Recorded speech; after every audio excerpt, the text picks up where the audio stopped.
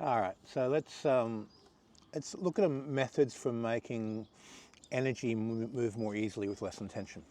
I'm not going to bore you, James. So actually, I won't bore you. I'll do the solo exercise first. So we tune into the feeling of life force. As a solo exercise, you get that sensation. And then to ramp it up, you normally increase your attention will on that feeling, gently stretch, and amplify the feeling of life force. So your body aligns, everything stretches open, so you inflate like a balloon, and you bring yourself into resonance with the power, and you apply your will to that power as you pay attention to it.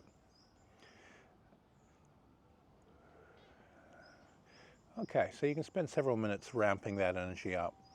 Once you hit that peak frequency, what I want you to do is remember the peak frequency as a feeling, pull the body back, and then with your mind invite that same energy back. So it's mental, not physical, but it's the same feeling quality you remember by doing it physically in your mind. Just invite that energy back into the body, get the inflation there, but without the mechanics, more mental mechanics and astral. So mind's moving the chi, and then chi's inflating into the body. So you're not intentionally stretching, you're just letting the energy increase. And you do that for a minute or two.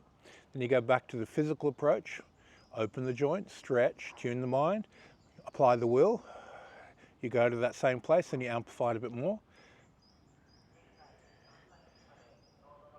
Relax, hang the muscles, open the joints, increase the will and the feeling of the energy, conduct it through the body in the field, amplify for another minute or so. Then you remember, you lock that into the consciousness, then you release the body and then you invite it with your mind. Just relax it in and bring it up to that peak with the mind alone without the body mechanics.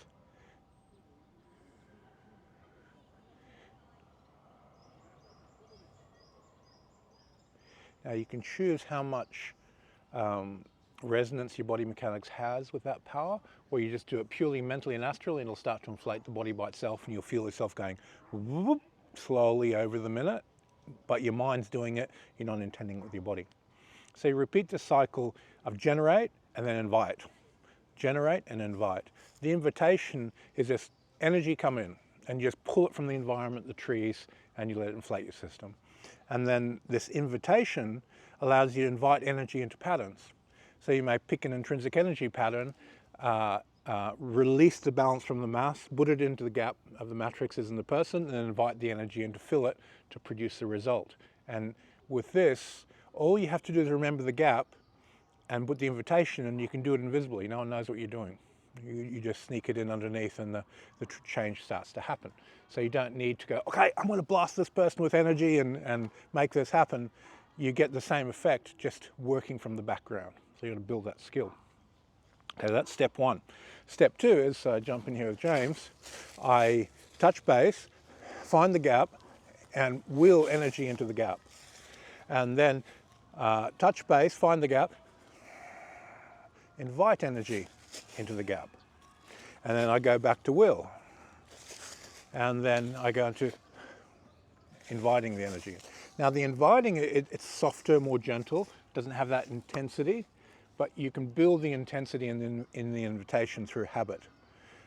Once you've got to this second stage of willing and then inviting the energy, you go and add in the first transformation. So you very consciously relax and transform, and then invite the person, the energy to transform. And the invitation now becomes this unconscious friendship with the energy of the person you're interacting with. It's not, I'm willing this, I'm inviting a change to happen, and you already know what that change is because you willed it first, you unconsciously know that, and then you invite it. And there's a sort of like a feeling of friendship inside of the movement of the energy. It's not, I'm willing you to do something. So the invitation, if I send you an invitation, say, hey, we're having a barbecue at my place, it's a friendship thing. You know, it's not an invasive thing. So you change the energy movement to a friendly interaction with someone else's energy. And that invitation method works better when you do it like that, because the energy doesn't have to be willed, it's just invited. So we go from the solo exercise to working vitally, and then you do the first transformation astrally, and then you invite change to happen within people's unconscious. Now this change might be, you have a friend come over, they're full of emotions, and maybe we should move that emotional stuff on, and you invite it to release. And if you've done that once on a person with touching them, then you'll have the unconscious protocols to do it through invitation.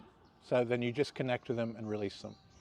And this unconscious habit or unconscious relationship you have to your training partners, you can do a lot of things in the background which they can't do to themselves. If a person's holding onto something really tightly, and it's disturbing them, obviously they can't just let it go. But you can go into the unconscious and demagnetize the hold and let it go for them. So these ways of accessing and developing relationships with energy and people's unconscious become much more invitation. And when you're using this invitation model, the karma that gets produced from it is really positive on you, because you're inviting a positive benefit for another person, and you feel it within yourself. Oh wow, I feel much better, I feel good, I feel happy. All these positive merits come back to you as you practice that method more and more.